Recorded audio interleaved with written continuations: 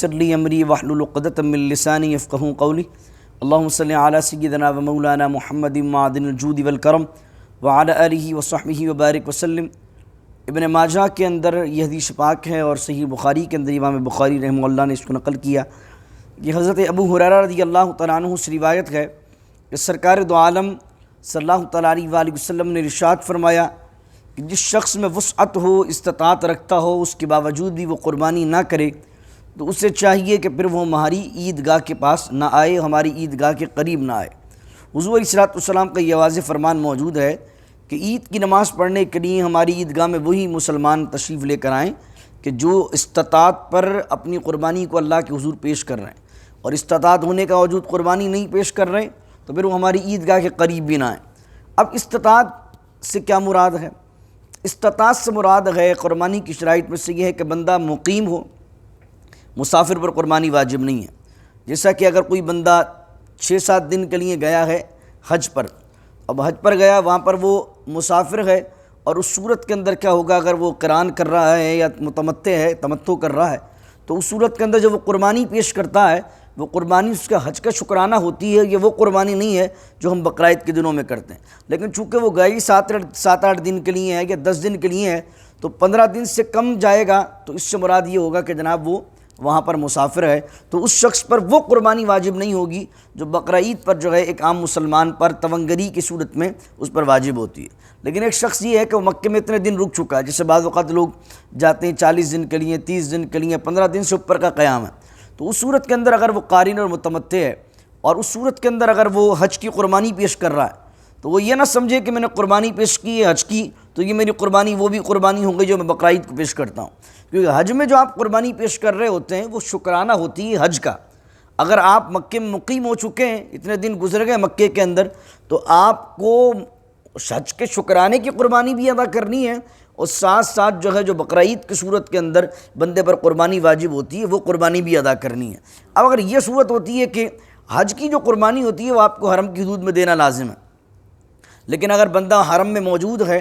اور جو بقرعید کی وجہ سے قربانی اس پر لازم ہوتی ہے عید الاضحیٰ کی صورت کے اندر، وہ چاہے تو مکے میں ادا کر لے یا اپنے ملک میں ادا کروا لے، لیکن جو حج کی قربانی ہے اس کے حرم میں ہونا لازم ہے۔ لیکن کچھ لوگوں کے اندر ایک غلط فہمی مشہور یہ موجود ہوتی ہے، وہ کہتے ہیں جس پر زکوٰۃ فرض ہے اس پر قربانی فرض ہے،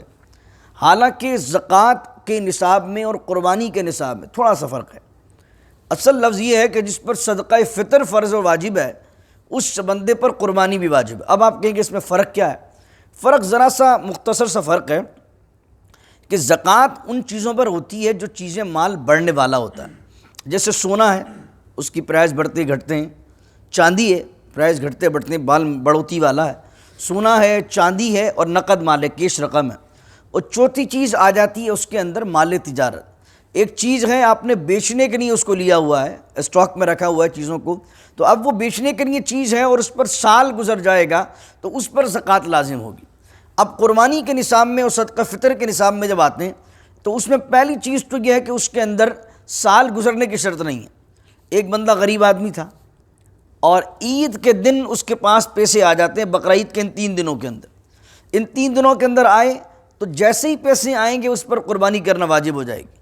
اور زکوٰۃ کے لیے کہا ہے کہ اگر رمضان شریف کے اندر، ایک تو زکوٰۃ کے اندر لوگ سمجھتے ہیں کہ رمضان میں ہی نکالنا ہے، بلکہ پورے سال میں آپ کبھی بھی زکوٰۃ نکال سکتے ہیں، لیکن اگر آپ کے پاس پیسے آئے پہلی مرتبہ، آپ پہلے غریب تھے، پہلی مرتبہ آپ کے پاس پیسے آئے ہیں، تو زکوٰۃ کے اندر اس مال پر سال گزرنا واجب ہے۔ اور دوسری چیز کیا ہے کہ زکوٰۃ کے اندر جو مال تجارت چیزیں نہیں ہیں، جیسے گاڑی ہے، بنگلہ ہے، زیورات ہیں،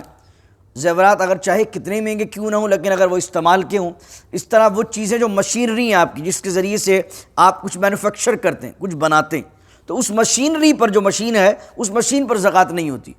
کیونکہ وہ مشین ایک بنانے کا آلہ ہے، استعمال کی ایک ٹول ہے آپ کے پاس۔ لیکن جب آپ قربانی کے نصاب کی طرف آتے ہیں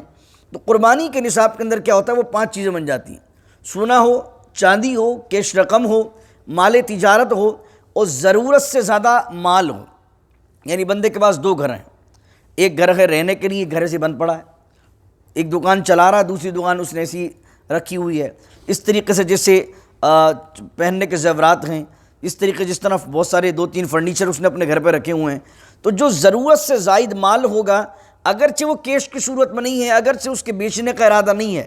زکوٰۃ میں تو یہ تھا کہ بیچنے کا ارادہ ہو، مال تجارت ہو، اس صورت کے اندر زکوٰۃ واجب ہو رہی تھی۔ لیکن قربانی اور صدقہ فطر کے اندر یہ ہے کہ سونا، چاندی، نقد رقم، مال تجارت کے علاوہ ضرورت سے زائد اگر کسی بھی فارم کے اندر مال اتنا موجود ہے کہ وہ مال زکوٰۃ کو پہنچتا ہے، یعنی کہ نصاب کو پہنچتا ہے، یعنی سونا ہے تو 7.5 تولہ ہو، چاندی ہے تو 52.5 تولہ چاندی ہو، اور اگر نقد رقم ہے، کیش رقم ہے تو اتنی ہو کہ وہ 52.5 تولہ چاندی اس کی آ سکے۔ تو اگر ضرورت سے زائد مال اتنا ہے کہ وہ 52.5 تولہ چاندی کے نصاب کا پہنچتا ہے تو اس بندے پر قربانی کرنا لازم ملزوم ہے۔ تو بس یہ تھوڑا سا فرق یاد رکھیے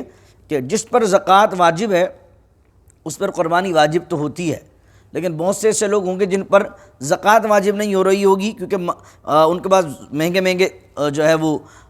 چیزیں ہوں گی، مشینری بھی ہوگی، ہو سکتا ہے، لیکن نہ سونا اتنا ہوگا، نہ چاندی اتنی ہوگی، نہ کیش رقم اتنی ہوگی فی الوقت، لیکن ان کے پاس ضرورت سے زائد اتنا مال ہوگا تو ان پر صدقہ فطر بھی ہوگا اور ان پر قربانی بھی لازم ہوگی۔ اب آپ کہیں گے قربانی کا جانور تو اتنا مہنگا مل رہا ہے، تو ہم نے کہا ضرورت نہیں ہے کہ آپ پورا ہی جانور لے کر قربان اللہ کی راہ میں کریں۔ قربانی کے وجوب کا مقصد یہ ہے کہ ایک حصہ آپ پر لازم ہو گیا۔ اب ہمارے ممالک میں انڈیا پاکستان کے اندر میرے خیال سے ایک حصہ 8-10 ہزار کا بھی مل جاتا ہے۔